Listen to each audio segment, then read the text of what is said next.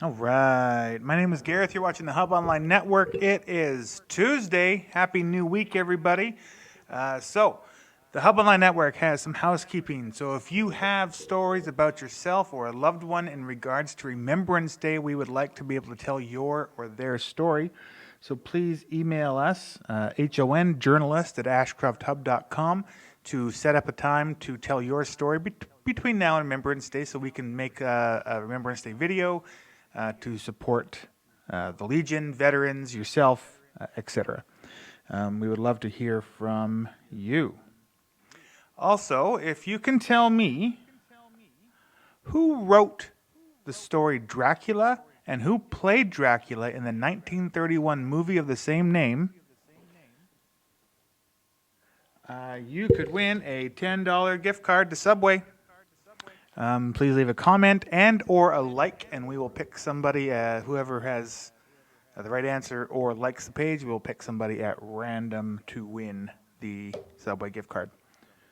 All right, now that that's out of the way, let's get on with the show.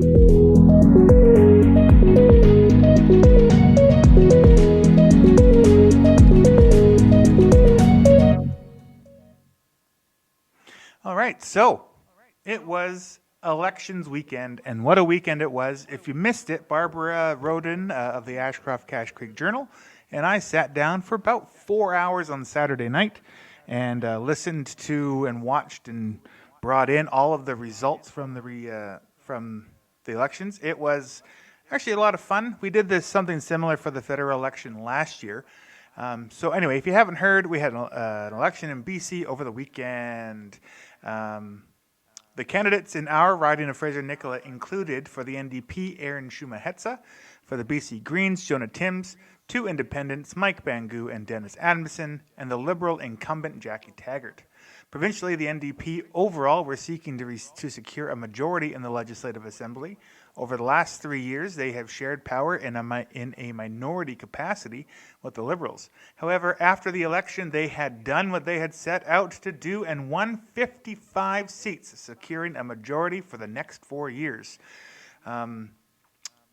All of the main party leaders were elected in their ridings, so that includes Andrew Wilkinson for the Liberals, Sonia Furstenau for the Greens, and John Horgan for the NDP.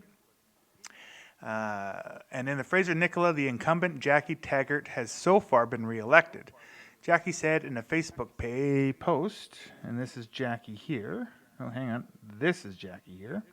Jackie said in a post, "I want to say a heartfelt thank you to my amazing campaign team and to friends, family, and every volunteer who worked so hard on my campaign.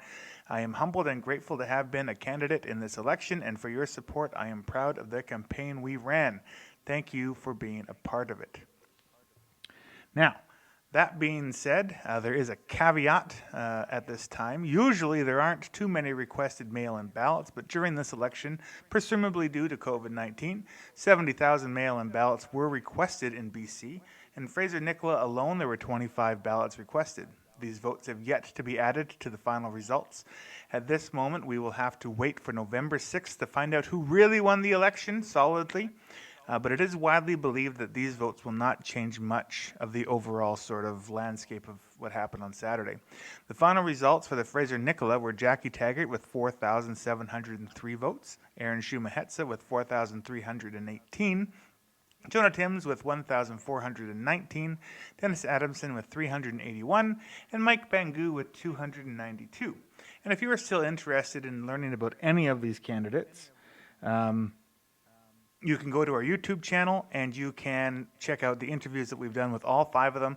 They're all fairly interesting. You get to meet some new, you can go and learn about some new people. But Jackie so far is the current winner of the election. But stay tuned. Barbara and I may do another live stream on November 6th when the real results are coming in. And to Carmen Ranta, nice. Well done. So, in Ashcroft, special yard waste cleanup. Let me just pull this up here. So, to aid Ashcroft residents with the fall cleanup, additional waste pickups will be provided on Wednesday and Thursday So tomorrow and Thursday, the 28th and 29th of 2020, the village crew is only able to collect the following, though: branches less than 8 inches in diameter and 8 feet in length. Leaves, grass, weeds, twigs cannot be bagged. Those cannot be bagged. Non-refrigeration appliances, old tires that are off the rim. Maximum weight of any single item or bundle is 100 pounds. The total weight per address is 1,000 pounds, and the total volume of material per address is 4 cubic yards. Garbage must be out where it can be picked up by equipment. Garbage cannot be on the highway, or any right of way, and garbage must be defined in a pile and on a level surface. Items must be kept separate, so no mixing. Special notes: garbage must not be against fences, signs, buildings, or retaining walls, or it will not be picked up. Strictly enforced. Please do not place your garbage out prior to October 16th. There will be no pickup list compiled. Kindly have your yard waste out to be picked up according to the above information and schedule. So, if that applies to you, keep all of that in mind. Now, last night, Ashcroft had a council meeting. There was the Ashcroft Council meeting last night that involved a delegation from the Ashcroft Slough Society. Dan Collette made a presentation to council pointing out some of the reasons why the Slough Society was created. They claim that the Ashcroft terminal has removed access to the slough when they put up a gate preventing citizens from reaching a crossing point to get over the railroad tracks and reach the slough waterfront. The delegation ended with the Ashcroft Slough Society asking for a $500 grant and aid to help with the society's startup fees, as well as use the resources of the village office to apply for grants until they become a non-profit organization. When the council had a chance to ask questions, they asked who would look after the slough area if all of this were to go into the Ashcroft Slough Society's favor. And the Slough Society said that they would, as a society, would take care of that kind of stuff. After the delegation, there was a period of time for public questions. Patty Kinvig was there. Patty works at the Ashcroft terminal, and she mentioned that the gate was put up divides private property from public, and that the crossing on the terminal land is illegal to cross, and that CN has released a statement saying that CN will not do anything in regards to crossing in that area. And if you're interested in more information, as always, you can go to our YouTube channel. We have an interview with both Patty and Dan, so you can sort of find out both sides of what this story is. And they're still relevant, so go check those out. And I've seen the Slough Society members be at other things like the school board. So they are making the rounds. And you know what? Let us know if you have something, if you're on one side or the other of this, let us know. You can comment or email us at honjournalist@ashcrofthub.com. So next up, Gloria Mertens asked several questions of the Ashcroft Council, mainly clarifying questions from the minutes, the agenda, and she also asked about a report in regards to the recent in-camera planning session. She says that there's always been a handout about the information that they talked about to the public. Daniela Dick, the Chief Administrative Officer, said that they usually do, but she just hadn't had time to get around to it yet. With that clarified, the rest of the meeting went by relatively quick with not much fanfare. However, they did show intentions of going after 2 grants, the NDIT Facade Improvement Grant Application and the NDIT Marketing Grant Application. To watch the full meeting, you can go to our YouTube channel. It is up. However, I am going to be putting up a second version and then taking down the first. I have a PowerPoint presentation that was shown at the meeting that I'm going to include in a future version of it. The reason that I have the thing up now is I haven't had a chance to edit it yet, and there are some people that watch the video for work purposes from Black Press, so I want to make sure that it's up for them to watch, and I will get around to the other edit probably tomorrow. So in Cache Creek, the Cache Creek Council also had a meeting that also started with a delegation, this time from the Cache Creek Volunteer Fire Department. Damien Couture gave a presentation of how their breathing apparatuses for the firefighting works. He noted that the particular unit that he was demonstrating was obsolete because one of the pieces that you can't get anymore has failed. He then asked for an amount of money to get new air tanks and equipment, some now and some in 2021, as their gear will start to expire as of next year and in stages. So 2021, some things will expire, 2022, 2023, etc. So ultimately, they're asking for 4 new tanks and other pieces to accompany those tanks. The equipment they are asking for is a Scott brand, and these tanks are carbon fiber and are compatible with the Ashcroft Volunteer Fire Department equipment. Damien also asked for additional funding to purchase individual masks for each of the firefighters. At this moment, the group is practicing without masks because they are communal and the group is apprehensive of using shared equipment. After his presentation and exit, the councillors debated, with Councillor Annette Pittman asking if this was something that was already in a line in the current budget. The Chief Administrative Officer said that it was not, but that the required funds could be taken out of the landfill legacy account. Councillor Pittman then asked if there was a way to spread the purchases out so it wasn't such a big purchase all at once. Ultimately, Mayor Tallarico stated that if it is an appropriate purchase for the safety of the volunteers, we must do it, and the motion passed with Annette opposing the cost. The meeting then moved on with a brisk pace with no more real debates. There was results from the cannabis survey that are going to be posted for public viewing, and a donation will be made to the Christmas hamper. The meeting took just under an hour before going into camera. So, yeah, that's it for Cache Creek Council. The TNRD contractor, so this is for the TNRD. TNRD contractor has canceled this past weekend. However, the hazardous waste roundup will now be November 1st from 10 a.m. to 2 p.m. So that's this Sunday. If you were expecting to be able to get rid of your hazardous waste last weekend, that's sort of tough. But this Sunday from 10 a.m. to 2 p.m. in Cache Creek. And the Village of Cache Creek is creating a list of local contractors who would like to be considered for any work that may become available in the village. If you would like to be included on this list, please forward your company name, contact information, what type of equipment you have available, and whether or not you would like to be included on an emergency response list in case of floods, fires, etc., where heavy equipment may be necessary. Please do this before December 31st, 2020, and you can send it to Box 7 in Cache Creek or admin@cachecreek.info. All work will be allocated and paid as per Village of Cache Creek policy number G2. COVID-19. So there's been some interesting developments for COVID-19 since all of this has started. Since I started doing this particular show, because we really started this on March 15th or 16th when COVID really started to hit everything. We were seeing about 40-ish, 46 new cases a day.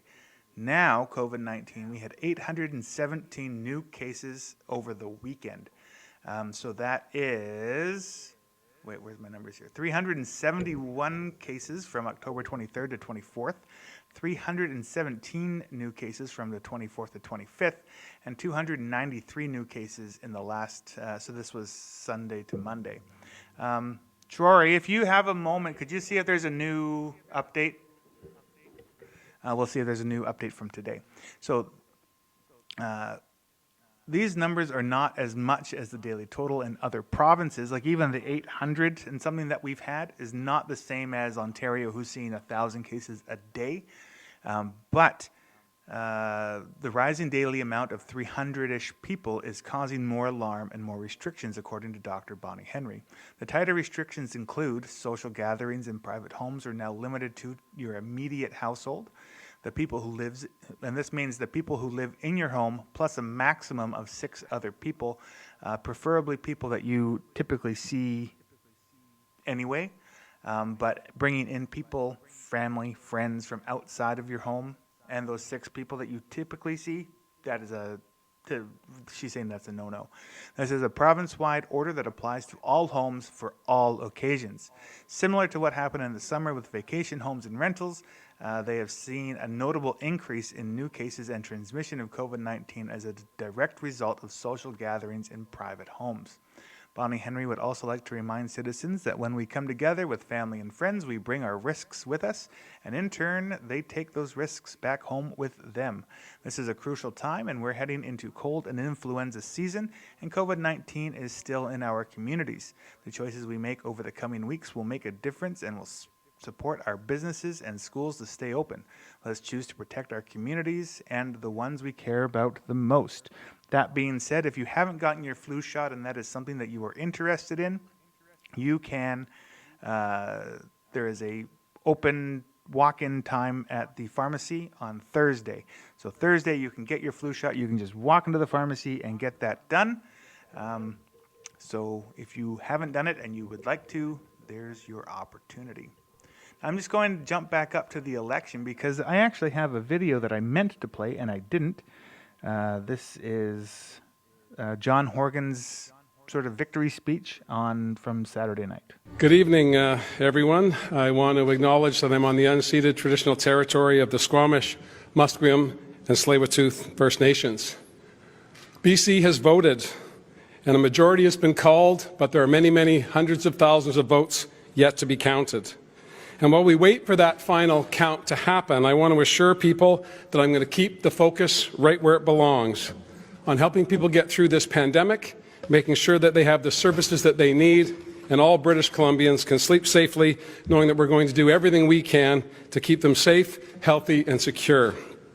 One thing we know for certain is that on Monday I'll be going back to work, and we're going to be putting people, businesses, and others who are focused on getting through the pandemic at the front of everything that we do. That has been our commitment and will continue to be our commitment now and going forward for the next 4 years. To the incredible volunteers that are here tonight and have worked so tirelessly to help us connect with British Columbians, I want to thank you very, very much.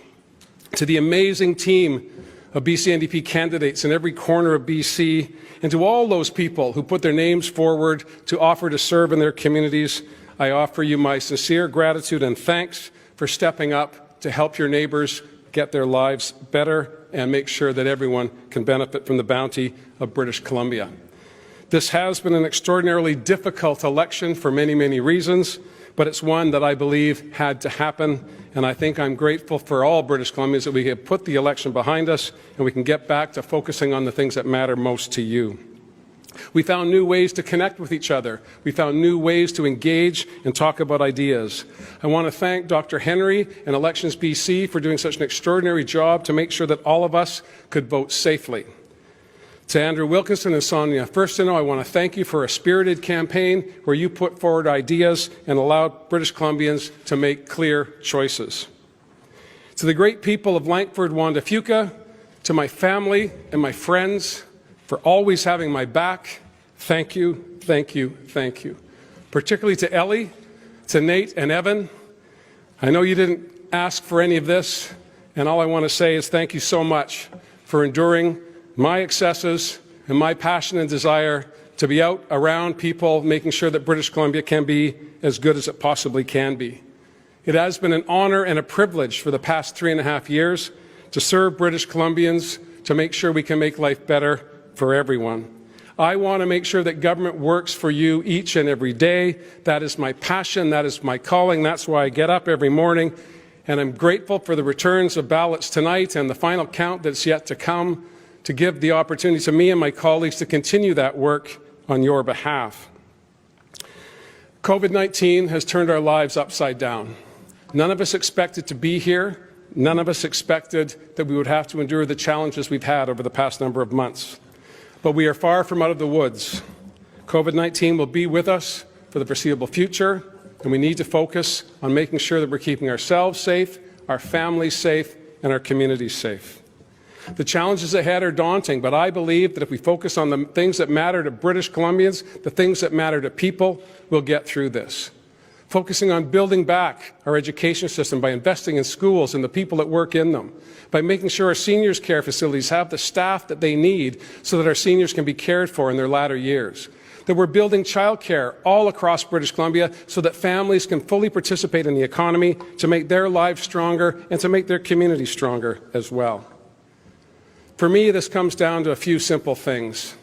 I was raised by a single mom who told me to do my best every day, my level best. I say that a lot. She said it a lot to me.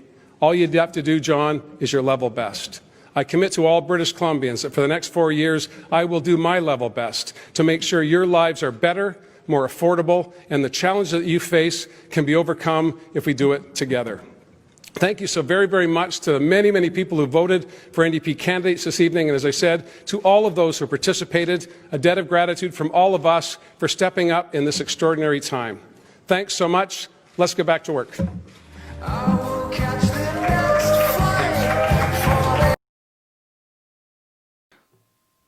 So that is John Horgan with his acceptance speech on Saturday. Again, I guess congratulations to the NDP for their overall win. When I am talking, I really get involved, and I keep missing doing the pictures that I saved here. So this is just a really quick, just to go back over to the elections again. This is just a quick picture of sort of the seats. So the Liberals got 29 seats, the Greens got 3. There were no independents chosen at this moment in time. And as you can see, Jackie was at the top of the list with 4,703 votes in our riding of Fraser Nicola. And then just to go back to COVID-19, I also got this. So this is the current British Columbia COVID-19 dashboard. So again, yesterday's number was 200 and something people, but overall we've had 13,371 cases in BC. So you can kind of take a look at so there's colors on the side that correspond to the colors on the map. So it kind of shows you where the worst concentrated cases are. And you can go to BC COVID-19 dashboard to check that out.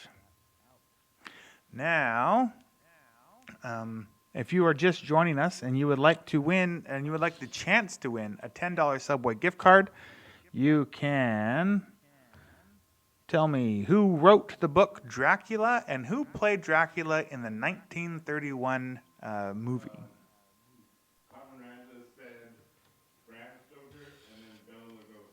She sure did. I can see the comments. But yes, Carmen so far has answered the question, but I will not say whether she's right or not. Anyway, so coming into our last segment of the show, we are going to take a look and see what Brad Viss has been up to. So he says on Facebook, while the details of the Liberals' Rapid Housing Initiative, or RHI, were finally shared today, the program was actually announced 36 days ago. And these details are disappointing for those in small-town Canada struggling to address the homelessness crisis in their communities. Housing providers and not-for-profit groups have been waiting for this for over a month to apply for the RHI, only to learn today that the federal government has already allocated over half of the available $1 billion to big cities. The Government of Canada,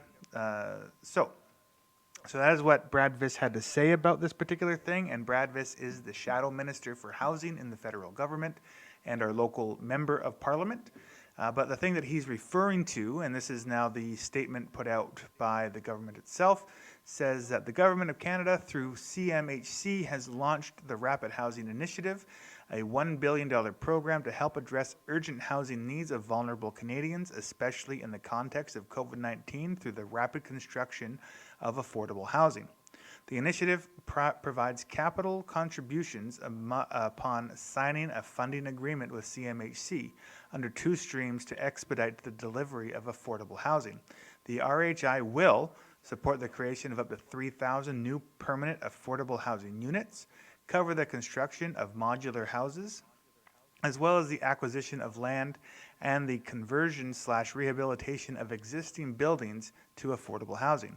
And they will aim to commit all funds before March 31st, 2021, and ensure housing is available within 12 months of agreements.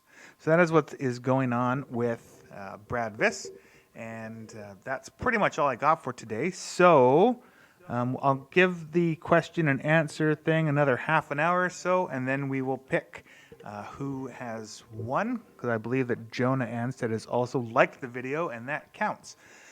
So Doris Rank, if you are watching, we hope you are having a great day, and we will see you all Friday.